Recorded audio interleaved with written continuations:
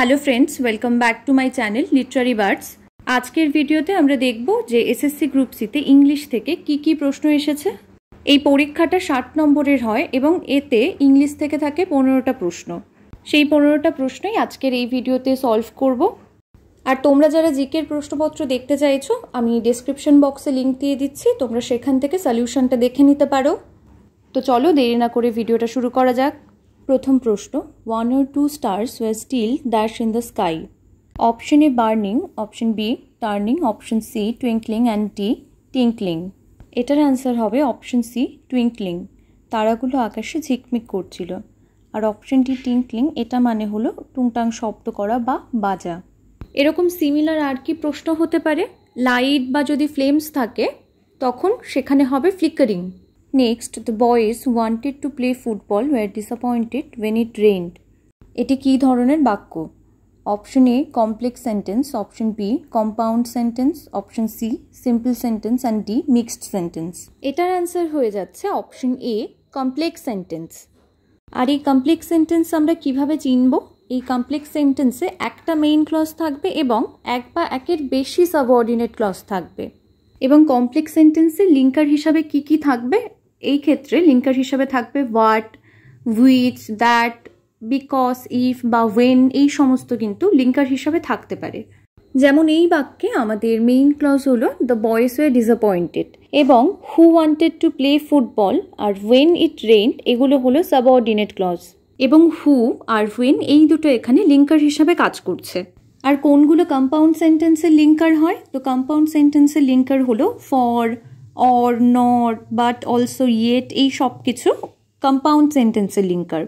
Next question, I will try to be on time but do not worry when I am late. Which part in the above sentence has an error? ওপরের বাক্যটির কোন পার্টে error রয়েছে? When I am late এই পার্টটিতে ভুল রয়েছে, কারণ এখানে স্পিকার সে জানে না তার আদৌ দেরি হবে কি না। এইটাতে একটা পসিবিলিটি থাকলেও থাকতে পারে যে তার দেরি হবে। তো যখনই কোনো পসিবিলিটি বা কন্ডিশন বোঝাবে তখন সবসময় ইফ বসবে। তাই এখানে ওয়েন না হয়ে ইফ হবে, কারণ ওয়েন এটা একটা সার্টেইনিটি বোঝায় that the speaker will definitely be late. কিন্তু এখানে the speaker wants to show possibility, not certainty. এবং পসিবিলিটি বা কন্ডিশন বোঝাতে আমরা সবসময় ইফ ইউজ করি। তাই এখানে ওয়েন না হয়ে ইফ হবে, ইফ আই এম লেট। তাহলে আমরা বুঝতে পারলাম যে কন্ডিশন বা পসিবিলিটি বোঝাতে ইফ ইউজ হয় আর ওয়েন ইউজ হয় টু শো সামথিং সার্টেন, কোনো কিছু নিশ্চিত কোনো কিছু বোঝাতে ওয়েন ইউজ হয়। নেক্সট, উইলিয়াম ওয়ার্ডসওয়ার্থের দ্য সলিটারি রিপার পোয়েমটার খুব সুন্দর একটা লাইন দেওয়া রয়েছে, অর ইজ ইট সাম হাম্বল লে ফ্যামিলিয়ার ম্যাটার অফ টুডে। এখানে এই লাইনটিতে হাম্বল শব্দটার মানে কি? Option A weak, option B cowardly, option C insignificant and D মিক।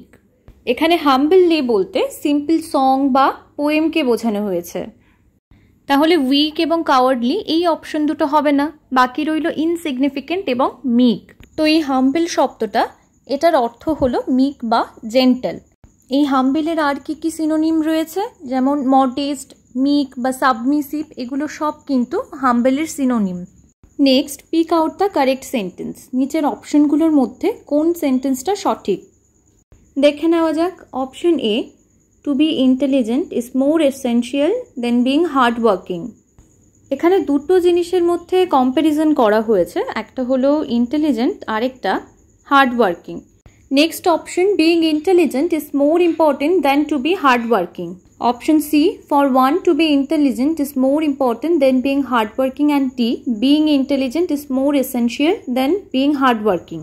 এটার অ্যান্সার হবে option D, being intelligent is more essential than being hardworking. কারণ দেন দিয়ে কম্প্যারিজন করলে একটা প্যারালাল স্ট্রাকচার, দুদিকে সেম থাকতে হবে। অপশন ডিতে দুদিকেই being ইউজ হয়েছে, being intelligent and being hardworking, তাই এই সেন্টেন্সটা সঠিক। Next, question number 36, another baffling change that I notice in him nowadays is that he avoids to speak to me. Which part in the above sentence has an error? ওপরের বাক্যটির কোন পার্টে error রয়েছে? এটার অ্যান্সার হবে option D, avoids to speak to me, এই পার্টটিতে ভুল রয়েছে। কারণ অ্যাভয়েড হলো এমন একটা ভার্ব যে নিজের সঙ্গে সবসময় আইএনজি ফর্মটাকে নেয়। So instead of he avoids to speak to me, the correct sentence is he avoids speaking to me. এখানে মনে রাখবে যে কিছু কিছু ভার্ব রয়েছে যেগুলোর পরে আইএনজি ফর্ম হয়, 2+ ভার্ব এটা ইউজ করা যায় না। যেমন অ্যাভয়েড, এনজয় বা ডিনাই, সাজেস্ট এগুলোর পর আইএনজি ফর্ম হয়। যেমন দে এনজয় প্লেয়িং ফুটবল বা শি অ্যাভয়েডেড মিটিং হিম। এই সমস্ত ভার্বগুলির পরে আইএনজি ফর্ম ইউজ হয়, তাই এখানে avoids to speak to me এটা ভুল। Next, write an abstract of this essay. The underline word means, underline ওয়ার্ডটার মানে কি? Option A summary, option B title, option C plan and D conclusion. তাহলে abstract শব্দটির মানে হলো summary. Next, would you mind moving the car? The above sentence is a option A query, option B polite request, option C an advice and D a suggestion. তো এটা কি ধরনের বাক্য সেটা আইডেন্টিফাই করতে হবে। তো দেখো, would you mind moving the car? At first glance এটা প্রশ্নের মতো দেখালেও এটা কিন্তু কোনো প্রশ্ন নয়, কারণ এই বাক্যে কোনো ইনফরমেশন চাইছে না। কোনো সেন্টেন্স প্রশ্ন তখনই হবে যখন সেখানে কোনো ইনফরমেশন জানতে চাইবে, আর এই বাক্যে কোনো ইনফরমেশন নয়, বরং এখানে একটা পোলাইট রিকোয়েস্ট করছে। এখানে যদি বলা হতো মুভ দ্য কার, তখন সেটা হতো একটা কমেন্ট। এখানে ডিরেক্ট বলা হতো, এটা একটু কম পোলাইট। আর যদি বলা হয় would you mind moving the car, তো সেটা একটা রিকোয়েস্ট, একটা আরও বেশি সফটওয়্যার টোনে সেটা বলা হয়। তো এটার অ্যান্সার হয়ে যাচ্ছে option B polite request. Next, question number 39. I cannot understand what is written here. Choose the correct phrasal verb to replace the underlined word in the above sentence. এই আন্ডারলাইন ওয়ার্ড অর্থাৎ understand এই শব্দটাকে কোন phrasal ভার্বটা replace করতে পারবে? Option A hold on, option B give out, option C make out and D give away. তো understand মানে হলো কোনো কিছু বোঝা, এবং মেক আউট অপশন সি এটার মানেও কোনো কিছু আন্ডারস্ট্যান্ড করা বা ডেসিফার করা, তাই মেক আউটটা হবে আন্ডারস্ট্যান্ডের ফ্রেজাল ভার্ব। বাকি অপশনগুলোতে কি বলেছে? হোল্ড অন, তো হোল্ড অন মানে ওয়েট করা। এরপর গিভ আউট, এই গিভ আউট মানে হলো কোনো কিছু ডিস্ট্রিবিউট করা বা স্টপ ওয়ার্কিং। এবং অপশন ডি গিভ অ্যাওয়ে, এইটা মানে কোনো কিছু ডোনেট করা বা বিতরণ করা। Next, question number 40. Rohim's doctor advised him to dash as a cure for his sore throat. Option A babble, option B gargle, option C giggle and D gargle. এটার answer হবে অপশন বি গার্গেল, কারেক্ট স্পেলিংটা হবে gargle. Next, question number 41.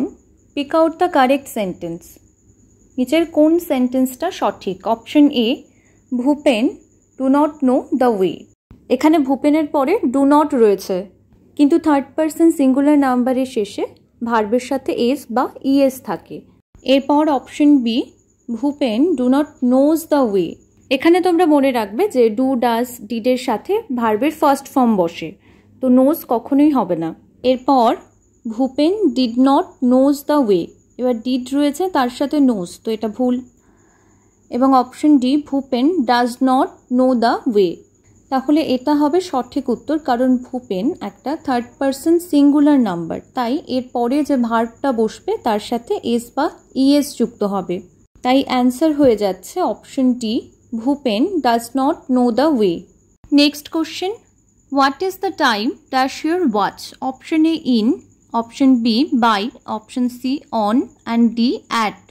তাহলে এটা হবে option B by, what is the time by your watch, অর্থাৎ according to your watch what is the time. Next 43. A group of elephants is called a. একটা হাতির দলকে কি বলা হয়? Option A collection, option B herd, option C school and D litter. তাহলে হাতির দলকে বলা হয় হার্ট। এর পাশাপাশি কাউ এবং ডিয়ার এদের দলকেও কিন্তু হার্ট বলা হয়ে থাকে। এবং ফিশ বা ডলফিনের গ্রুপকে বলা হয় স্কুল।